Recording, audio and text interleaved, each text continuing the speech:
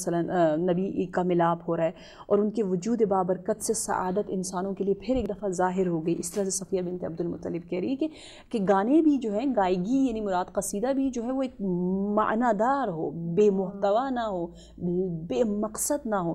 اور پھر کہتی ہے کہ سعادت کی موجوں نے ختیجہ کو گھیر لیا، کیونکہ نبی آئے ختیجہ کی جانب. اور ختیجہ کون ہے؟ بخدیجۃ بنت الکمال. یہ بہت خوبصورت جملہ ہے یہ تاکید کا. جیسے کہتے ہیں خدیجہ گویا کمال کی بیٹی ہے، کمال کی فرزند ہے، یعنی کمال سے سرچشمہ پائی ہے.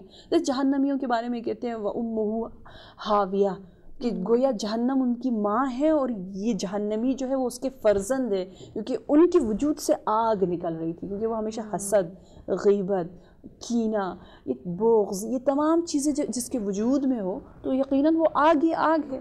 تو وہ آگ کی اولاد میں سے گویا وہ جہاں سرچشمہ پا رہا ہے وہ آگ ہے. اسی طرح جو شخص اچھا ہو، نیک ہو، وہ خیر ہی خیر ہے، اور وہ کمال اور جمال اور خیر سے سرچشمہ پا رہا ہے. تو اس لیے جناب صفیہ بنت عبد المطلب ان کو کہہ رہی ہیں کہ وہ بنت الکمال ہے، گویا کمال سے چشمہ پھوٹا ہے، یقیناً وہ کمال کو جاری رکھنے والا بھی ہے. بالکل بالکل. اور یہ ہم نے دیکھا ہے، آج تک ہم دیکھ رہے ہیں کہ ہمیں کمال کی طرف لے جانے والی جناب خدیجہ سلام اللہ علیہا. بہت خوبصورت.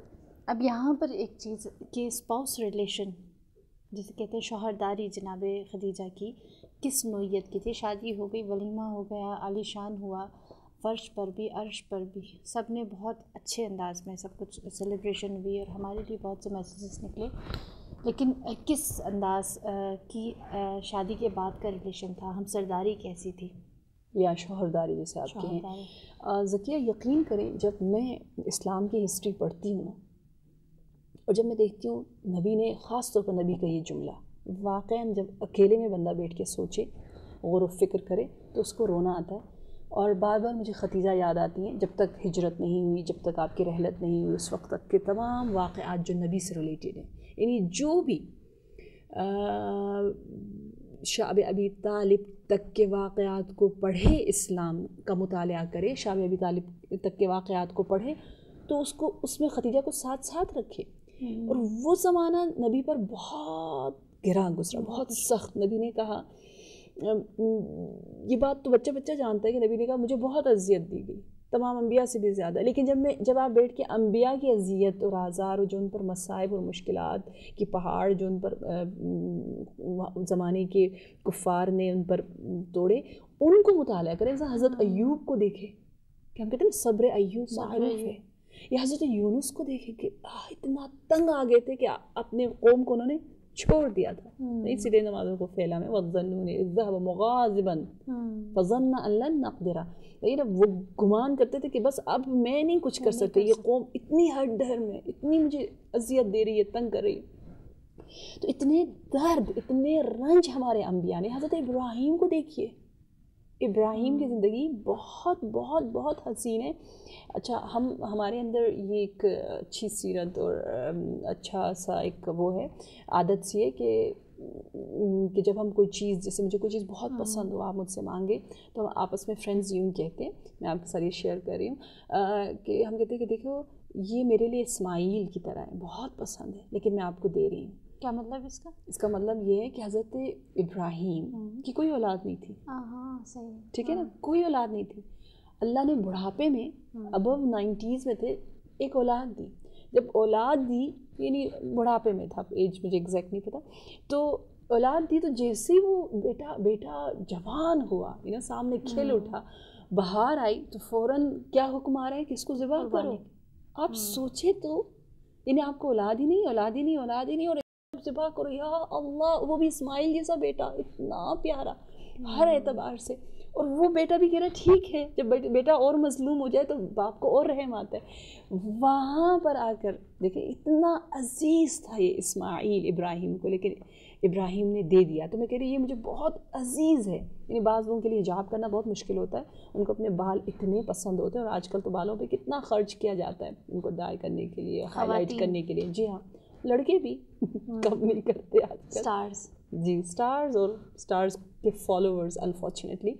تو آپ نے جب اتنا اسپینڈ کیا ہے اور ٹائم ہم کتنا دیتے ہیں, مرر کے سامنے کتنا کھڑے ہوتے ہیں, تو یہ سب کچھ کر کے اب آپ سے کہیں جی اس کو چھپاؤ, آپ امپاسبل, پلیز آپا میں نہیں چھپا سکتی, مجھے میری اسٹوڈنٹس ایسے کہ, تو کہوں گے اچھا یہ آپ کا اسماعیل ہے, اور کچھ لوگوں نے واقعاً کہا یہ میرا اسماعیل ہے, مجھے بہت پسند ہے, میں اس کو چھپا رہی ہوں, میں بہت حسین ہوں, میرا دل چاہتا ہے میں اپنے آپ کو دکھاؤں, لیکن یہ میرا اسماعیل, میں اس کو چھپا. تو حضرت ابراہیم کی زندگی بھی کم نہیں ہے, میں موضوع سے نہ ہٹوں, تو ابراہیم کو دیکھو, یونس کو دیکھو, حضرت شعیب کو دیکھا, حضرت موسیٰ پر دیکھیں. اگر آپ سے ایک بات کہوں کہ جتنے بھی انبیاء نے مشکلات اٹھائیں ان سے رسول خدا کی مشکلات کہیں درجے زیادہ تھیں. وہی تو میں آپ کو یہی کہنا چاہ رہی ہوں کہ یوں تو ہم بچپن سے سنتے آ رہے ہیں کہ نبی کی مشکلات انبیاء سے زیادہ تھی, لیکن ہم ذرا سے اس پہ سٹاپ نہیں کرتے.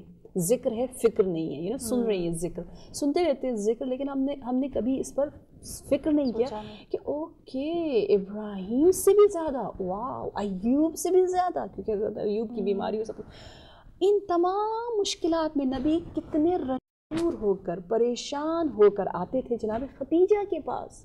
جناب ختیجہ ان تمام مصائب میں نبی کے ہمراہ تھی, معاون تھی, یہاں تک کہ ایک عظیم اسکالر نے کہا ہے, ان کو لقب دیا ہے وزیرہ, یعنی وزیر ہے, یعنی ایک طرح سے بازو ہیں, وزیرۃ الصدق کہا ہے حضرت ختیجہ کو.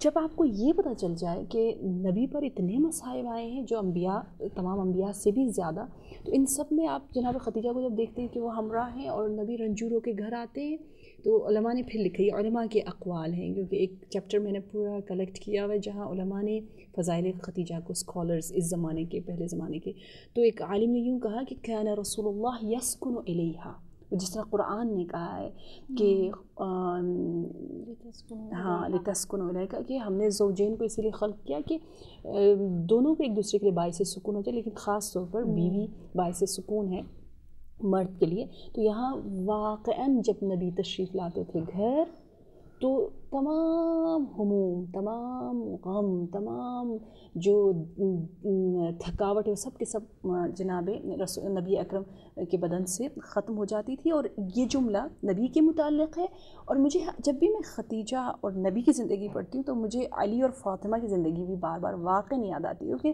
وہ ختیجہ کی بیٹی ہے فاطمہ, اور علی بھائی ہے نبی کے, صحیح ہے نا, اخ ہیں ایک دوسرے کے. تو اس اعتبار سے جناب علی علیہ السلام کا یہ جملہ بہت خوبصورت ہے, کاش ہم اپنے گھروں میں لکھ کے لگائیں اس کو, اپنے دل و دماغ میں بھی لکھیں, لیکن در و دیوار کو بھی سجائیں. میں اکثر اپنے اسٹوڈنٹس سے بھی ریمائنڈ ہوتا ہے, کیونکہ آپ دیکھیں نا جو آپ کے آس پاس ہو, آپ اس کو دیکھتے ہو اور وہ چیز آپ کی لیے بہترین یاد دہانی کا عمل انجام دیتی ہے. تو علی نے یوں فرمایا, لقد كنت انظر الیہا فتنکشف عنی الہموم والاحزان, کہ جب بھی میں تھک کے گھر آتا ہوں اور میری نگاہ جناب فاطمہ الزہرا کے چہرے اقدس پر پڑتی ہے, تو تمام ہم و غم مجھ سے دور ہو جاتے ہیں. اسی کو اس عالم نے کہا کان رسول اللہ یسکن الیہا.